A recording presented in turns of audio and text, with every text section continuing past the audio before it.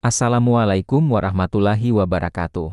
Selamat datang kembali di channel ini. Pernahkah kita berhenti sejenak dan bertanya pada diri sendiri, siapa sebenarnya saya? Pertanyaan ini mungkin terdengar sederhana, tapi jawabannya bisa sangat mendalam. Dalam buku biologi, kita dikenal sebagai Homo sapiens. Di kelas filsafat, kita adalah makhluk yang berpikir. Tapi, tahukah Anda bahwa Al-Quran, kitab suci umat Islam, memberikan definisi yang jauh lebih kaya dan multidimensional? Al-Quran tidak mendefinisikan manusia hanya dengan satu kata. Sebaliknya, ia menggunakan beberapa istilah kunci yang masing-masing mengungkap lapisan berbeda dari eksistensi kita, mulai dari dimensi fisik, psikologis, sosial, hingga spiritual. Konsep ini bukan hanya relevan secara teologis, tapi juga sangat logis dan praktis. Ia menjelaskan dari mana kita berasal, apa potensi terbesar kita, di mana letak kelemahan kita, dan apa tujuan akhir dari perjalanan hidup ini. Mari kita bedah bersama 4 istilah utama yang mendefinisikan manusia menurut Al-Quran.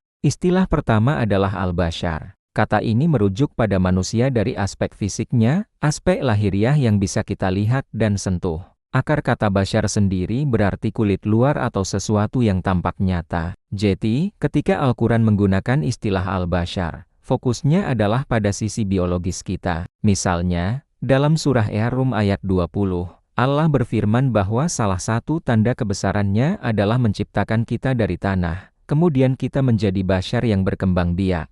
Ini adalah penegasan asal-usul material kita. Konteks lainnya yang sangat menarik adalah ketika Al-Quran menyebut para nabi dan rasul sebagai bashar. Dalam surah Al-Kahfi ayat 110, Nabi Muhammad SAW diperintahkan untuk mengatakan, "Sesungguhnya aku ini hanyalah seorang bashar manusia biasa seperti kamu." Mengapa ini penting? Ini menunjukkan bahwa para nabi bukanlah malaikat atau makhluk super yang tidak punya kebutuhan duniawi. Mereka juga makan, minum, tidur, berkeluarga, dan merasakan lelah. Ini menjadikan mereka teladan yang bisa kita ikuti, bukan sosok fiktif yang mustahil dicapai. Jadi, Al-Bashar mengajarkan kita tentang realitas fisik kita. Kita butuh istirahat, kita butuh makan, kita akan menua, dan tubuh kita pada akhirnya akan kembali ke tanah. Inilah dimensi material kita yang fana dan terbatas. Selanjutnya, istilah kedua adalah Al-Insan. Jika Al-Bashar adalah tentang cangkang fisik,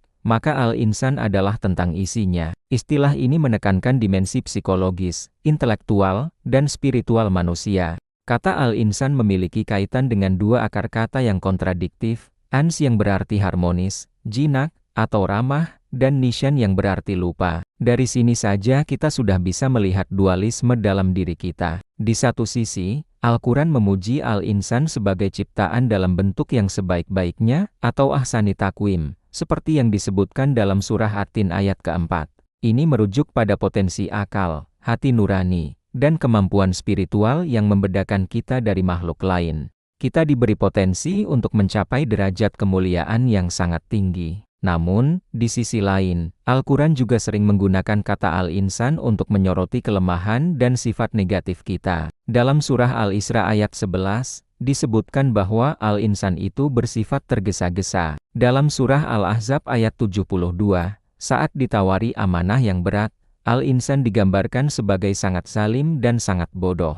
Dan yang paling terkenal, dalam surah Al-Ashr, ditegaskan bahwa sesungguhnya Al-Insan itu berada dalam kerugian, kecuali mereka yang beriman dan beramal saleh. Jadi, Al-Insan adalah potret diri kita yang paling jujur, sebuah makhluk dengan potensi kemuliaan setinggi langit, namun juga berisiko jatuh ke jurang terendah karena sifat pelupa, terburu-buru, dan zalim. Inilah arena perjuangan kita yang sesungguhnya, berjuang untuk merealisasikan potensi terbaik dan menekan kelemahan kita. Istilah ketiga, yang paling sering muncul dalam Al-Quran sekitar 240 kali adalah Nas. Istilah ini merujuk pada manusia dalam kapasitasnya sebagai makhluk sosial, sebagai sebuah kolektif atau masyarakat. Jika Al-Bashar berbicara tentang individu secara fisik dan Al-Insan tentang individu secara psikis, maka Nas berbicara tentang kita semua secara bersama-sama. Penggunaan kata Nas dalam Al-Quran hampir selalu terkait dengan interaksi sosial, hukum kemasyarakatan, dan dakwah secara umum. Salah satu ayat yang paling fundamental adalah surah Al-Hujurat ayat 13. Wahai enas manusia, sesungguhnya kami menciptakan kamu dari seorang laki-laki dan seorang perempuan dan menjadikan kamu berbangsa-bangsa dan bersuku-suku supaya kamu saling mengenal. Perhatikan, tujuannya adalah untuk saling mengenal lita'arafu, bukan untuk saling membenci atau saling merasa lebih unggul. Enas mengingatkan kita bahwa eksistensi kita tidaklah vakum. Kita hidup bersama orang lain. Bahkan dalam doa perlindungan, kita diajarkan untuk memohon kepada Tuhan seluruh manusia Rabbin Nas, Raja seluruh manusia Malikin Nas, dan sembahan seluruh manusia Ilahin Nas, seperti dalam surah En-Nas. Ini menunjukkan bahwa tanggung jawab sosial adalah bagian tak terpisahkan dari keimanan kita. Kita adalah makhluk sosial yang wajib membangun masyarakat yang adil, damai, dan saling menghormati. Terakhir, istilah keempat adalah Bani Adam, yang artinya anak cucu Adam. Istilah ini membawa kita pada dimensi historis dan genealogis. Ia menekankan bahwa kita semua berasal dari satu nenek moyang yang sama, yaitu Nabi Adam. Ketika Al-Quran menggunakan frasa Bani Adam, biasanya ini adalah panggilan untuk mengingatkan kita akan dua hal. Pertama, tentang kemuliaan asal kita. Dalam surah Al-Isra ayat 70, Allah berfirman, dan sesungguhnya telah kami muliakan Bani Adam anak-anak Adam. Kita diberi keistimewaan, diangkut di daratan dan lautan, dan diberi rezeki yang baik. Ini adalah pengingat bahwa setiap manusia, tanpa terkecuali, memiliki kehormatan yang melekat sejak lahir. Kedua, panggilan Bani Adam juga merupakan sebuah peringatan. Dalam surah Al-A'raf ayat 27, Allah memperingatkan, wahai Bani Adam, janganlah sekali-kali kamu dapat ditipu oleh setan sebagaimana ia telah mengeluarkan kedua ibu bapakmu dari surga. Ini adalah pelajaran sejarah yang universal. Kita adalah satu keluarga besar yang mewarisi kemuliaan, tetapi juga mewarisi kerentanan yang sama terhadap godaan, persis seperti yang dialami oleh nenek moyang kita. Bani Adam menyatukan kita dalam satu identitas bersama. Jadi, setelah memahami keempat istilah ini Al-Bashar, Al-Insan, En-Nas, dan Bani Adam apa kesimpulan besarnya? Semua definisi ini pada akhirnya bermuara pada dua peran atau fungsi utama manusia di muka bumi. Peran pertama adalah sebagai ibd atau hamba. Fungsi utama kita adalah untuk beribadah kepada Allah, yang maknanya lebih luas dari sekadar ritual. Mengabdi berarti menundukkan seluruh aspek diri kita, aspek fisik bashar,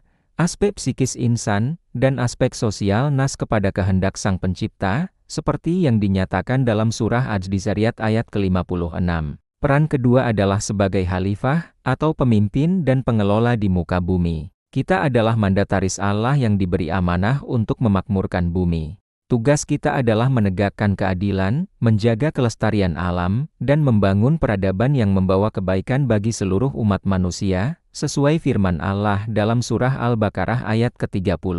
Maka, jika kita rangkai semuanya, definisi manusia menurut Al-Quran adalah makhluk biologis bashar yang dimuliakan sebagai keturunan Adam, Bani Adam, dibekali akal dan nurani untuk terus berjuang melawan kelemahannya Al-Insan, dan diberi amanah untuk menjadi pengelola bumi, khalifah serta hamba yang taat dalam bingkai kehidupan masyarakat yang adil dan damai. En-Nas. Inilah potret manusia yang utuh, seimbang, dan penuh makna, sebuah definisi yang tidak hanya memberi kita identitas, tetapi juga sebuah misi yang agung. Terima kasih telah menyimak sampai akhir. Semoga perenungan ini bermanfaat bagi kita semua. Jika Anda merasa konten ini mencerahkan, jangan lupa untuk like, share, dan subscribe agar kita bisa terus belajar bersama. Sampai jumpa di video berikutnya. Wassalamualaikum warahmatullahi wabarakatuh.